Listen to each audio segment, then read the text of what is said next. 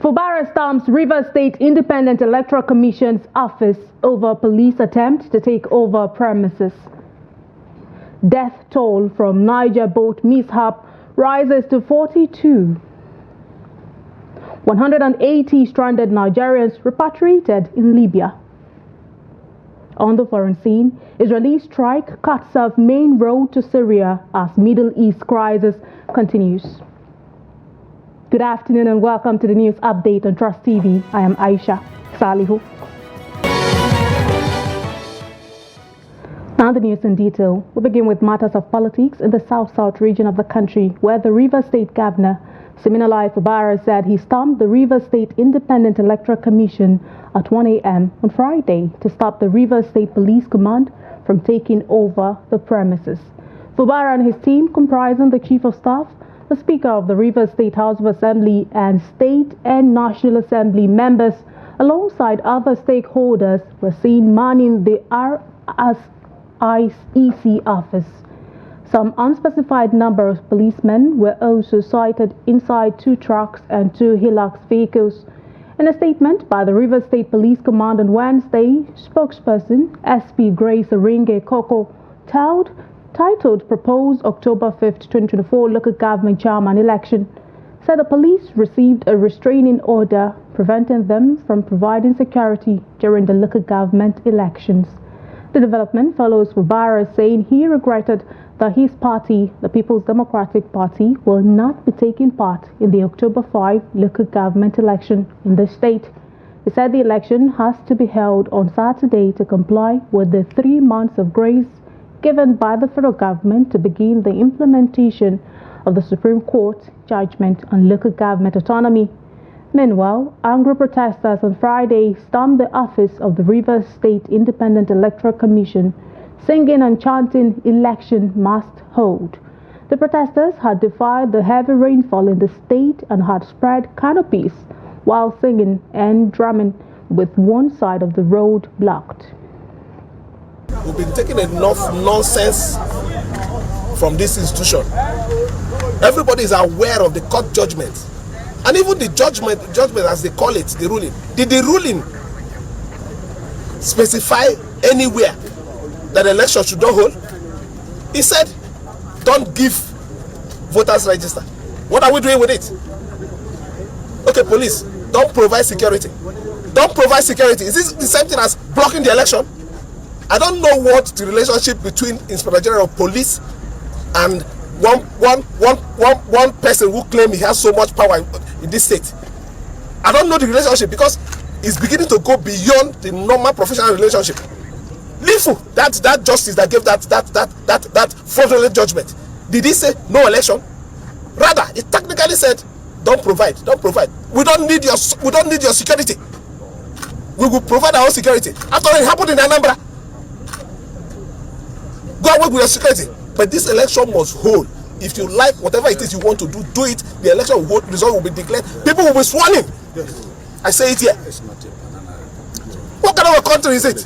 And when it comes to the issue of Rivers State, it becomes different. You're not ashamed of yourself. You call yourself Inspector General of Police. Enough is enough. Enough is enough. I will be here. In fact, if I go back and I hear anybody, I will come here. This is my property. And you don't have any power whatsoever to bar me from entering it. Yes. Just try it. That part of your history as a very wicked and fraudulent Inspector General of Police will include shooting Fubara. Yes. I think I've given you enough respect. Well, let me say it to all Rivers indigents. Everyone residing in Rivers State, election will hold. Yes. Yes. Election will hold. Yes. Anything that wants to happen, let it happen. The High Court, sitting in Doma, the headquarters of Doma local government area of Nasarawa State, has extended its order preventing the People's Democratic Party from conducting its congresses in the state.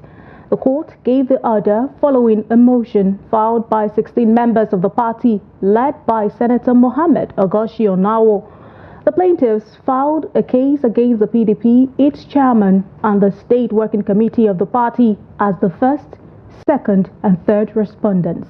Justice Abdullahi Shams Sharma extended the order in his ruling on Thursday after listening to arguments from counsels to the plaintiffs and respondents, and adjourned the case to Tuesday, October 8, 2014 for continuation of hearing.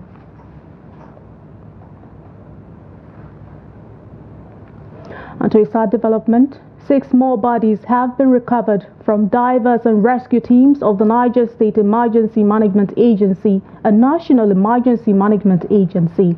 The Director General, Niger State Emergency Management Agency, Abdullahi Baba-Ara, who confirmed this, said the bodies were recovered between 6 p.m. on Thursday and 9 a.m. on Friday. He said the recovery of 6 more bodies brought the total number of deaths to 42 on Friday morning.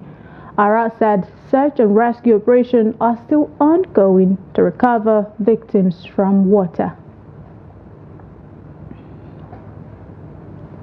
The International Organization for Migration and the National Emergency Management Agency, Lagos Territorial Office, have repatriated a total of 180 Nigerians stranded in Libya.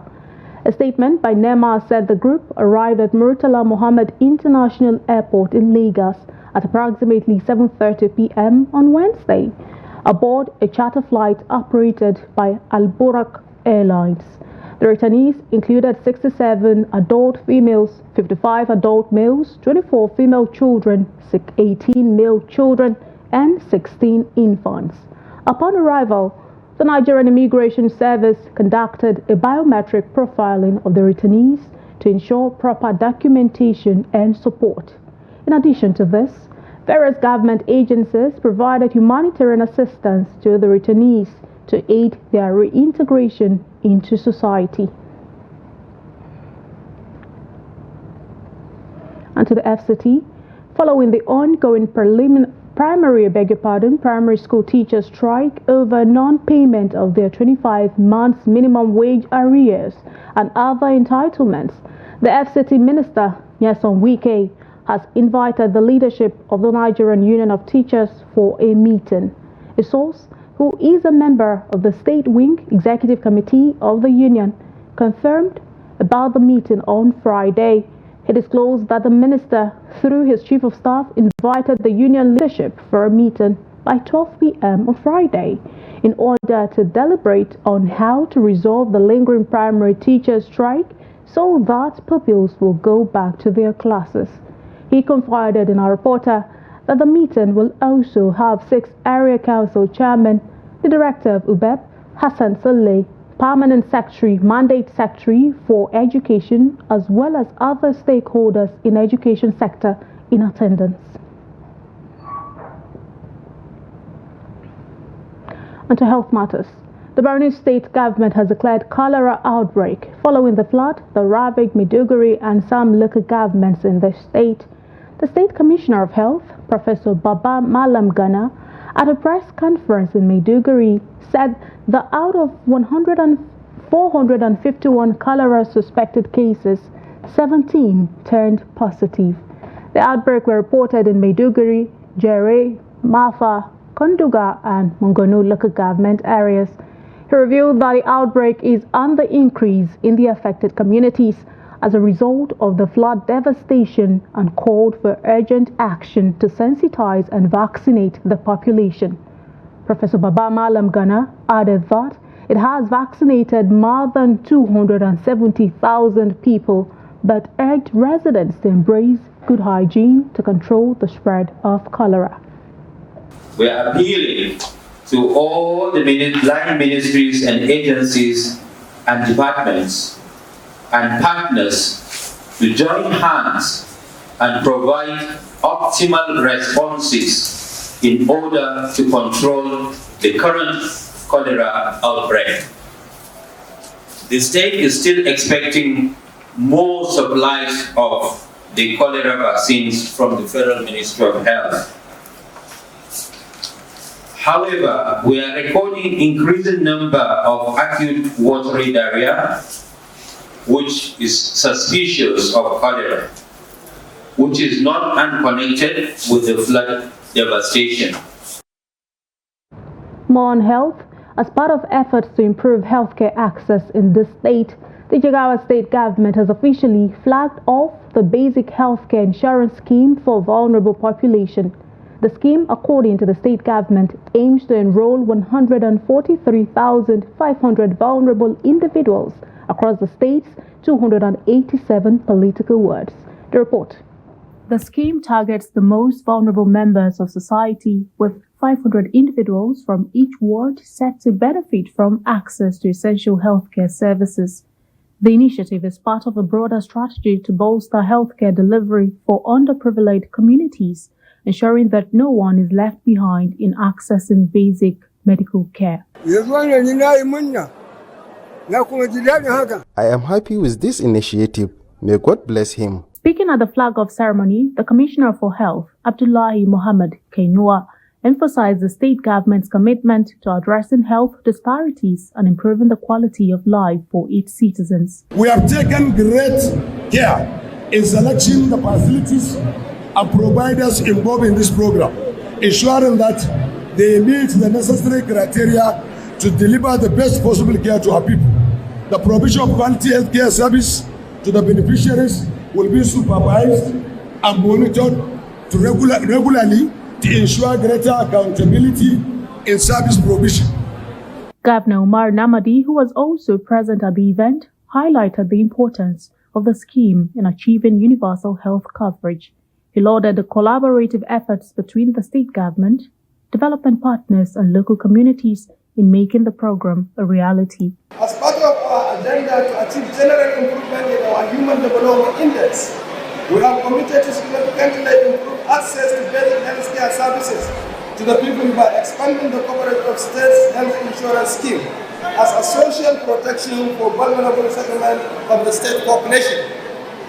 Part of this commitment is the establishment of the Health Equity Fund, partly to provide funding for the expansion of the state contributory health insurance scheme.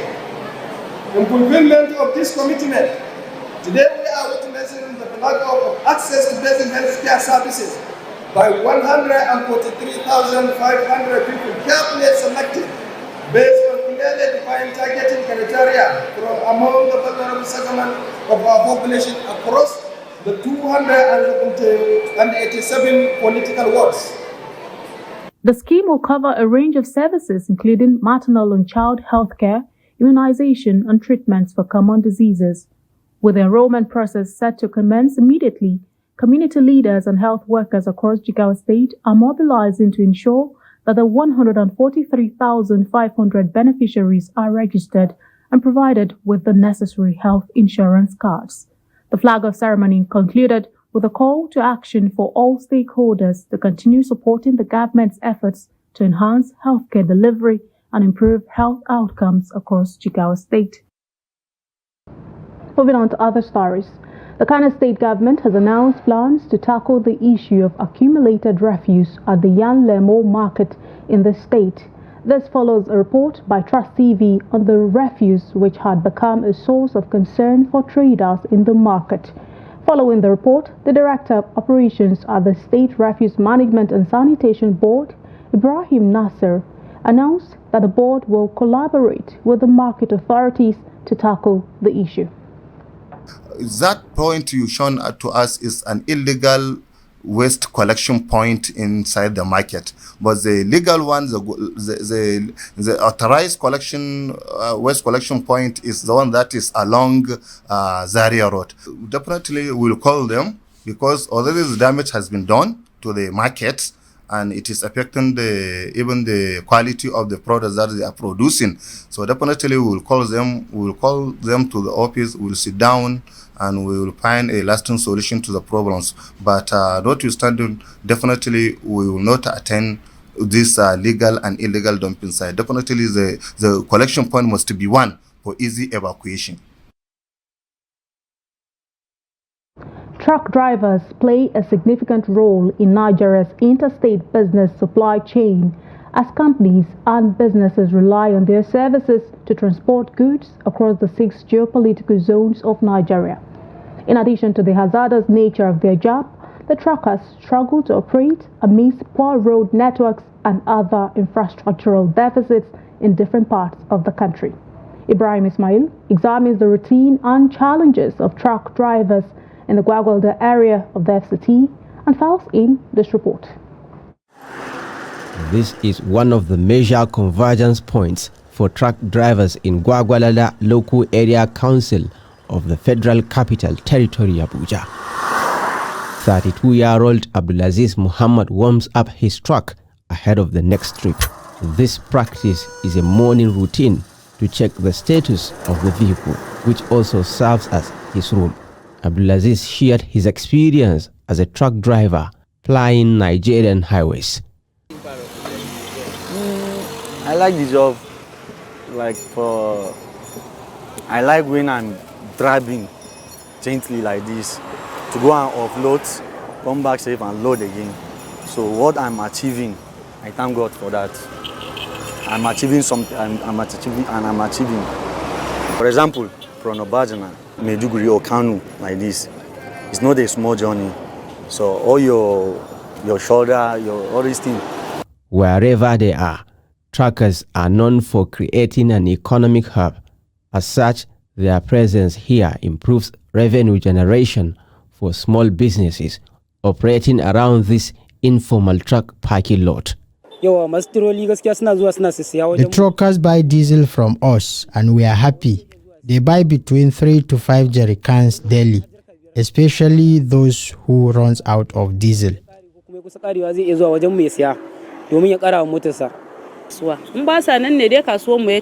We sell more when the truckers are here. We use almost a bag of flour to prepare nwake, a local delicacy. The truck drivers play a critical role in the Nigerian economy as they transport goods from different parts of the country, especially from north to south and vice versa. But this Herculean task comes with multiple challenges such as insecurity and others. Last day before yesterday, I'm attacked by kidnappers, but God saved me. So the distance between the checkpoint and the kidnappers are not much. They are seeing each other. We run, go meet soldiers for the checkpoint. We tell them, see what is happening for this very place. They are seeing the place. What the soldier man tell me that, am I the one that will teach him his work? What I want government to do is let them take responsibility for the illegal people that are still on the roads. Like in the night, there are some illegal policemen, army men that are still on the road. They have to take action on them. These heavy trucks behind me have covered a distance of at least 500 meters on the edge of this highway. Parking heavy trucks by the roadside can be very dangerous because it could lead to accident at some point. But this is the norm in Gwagwalada Local Council of the FCT. It is a big challenge affecting the operations of the truck drivers. In a week, at times we do have more than 300 trucks parked in Gwagwalada, even 500 at times.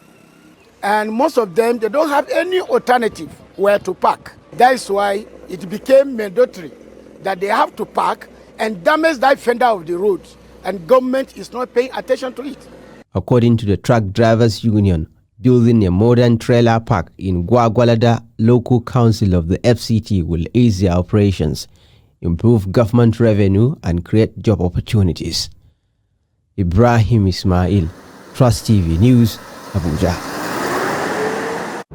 Under developments in business, the Nigerian National Petroleum Company Limited has flagged 272,500 barrels per day of crude oil through a series of crude for loan deals totaling $8.86 billion. By pledging 272,500 barrels daily, it means that about 8.17 million barrels of crude oil will be used for different loan deals by the national oil firm on a monthly basis. This is according to an analysis of a report by the Nigeria Extractive Industries Transparency Initiative and the NNPCL's financial statements. Under these deals, notable projects include Project Panther, Project Bison, Project Eagle Export Funding, Project Yield, and Project Gazelle. According to findings, NNPCL has already fully repaid $2.61 billion in loans, representing 29.4% of the total credit facility, while $6.25 billion, or 70.6%, remains outstanding. Away from Nigeria, Lebanon said an Israeli strike on Friday has cut off the main international road to Syria after Israel said Hezbollah was transporting weapons through the tiny Mediterranean country's principal land border crossing. The strike, which Israel has not commented on, comes after 310,000 people, mostly Syrians, have in recent days fled the war-pitting Israel and Hezbollah in Lebanon for relative safety in neighboring Syria. It follows an intense night of bombardment of Hezbollah's main base in the southern suburbs of Beirut, with a United States news website saying Israel targeted the militant group's potential successor just a week after it killed its leader, Hassan Nasrallah. The escalating assaults by Israel come as it weighs retaliation for Hezbollah backer Iran's missile attack. Still on the foreign scene, Egyptian President Abdel Fattah el-Sisi welcomed his United Arab Emirates counterpart to Cairo on Friday. The visit comes amid rising tensions in the Middle East as Israel intensifies its bombing campaign in Lebanon. Alongside the United States, Egypt has been working unsuccessfully to broker a ceasefire in Gaza. The visit also comes as pressure mounts on the Emirate over accusations of backing Sudanese rebels accused of committing war crimes. Finally, in sports, Ahmed Musa and Shehu Abdullahi trained with Kano Pillars on Thursday ahead of this weekend's Nigeria Premier Football League Match Day 5 encounter against Sunshine Stars. Kano Pillars will entertain the Owena Waves at the Muhammadu Dikko Stadium on Sunday. Musa has been clubless since leaving Turkish Super League club Sivasspor early this year. He previously had 2 stints with the Seimasu Gida in the Nigerian top flight. The 31-year-old first played for Pillars in the 2009-2010 season, scoring 18 goals in 25 league appearances. The versatile forward had a short stint with the club in 2021. Abdullahi last played for Bulgarian outfit Levski Sofia. And on that note, we've come to the end of the news update on Trust TV at this hour. Remember, you can always follow us across all of our social media platforms and also join our YouTube live stream for my news, programs and documentaries. I'm Aisha Salihu. Thank you so much for watching. Join us again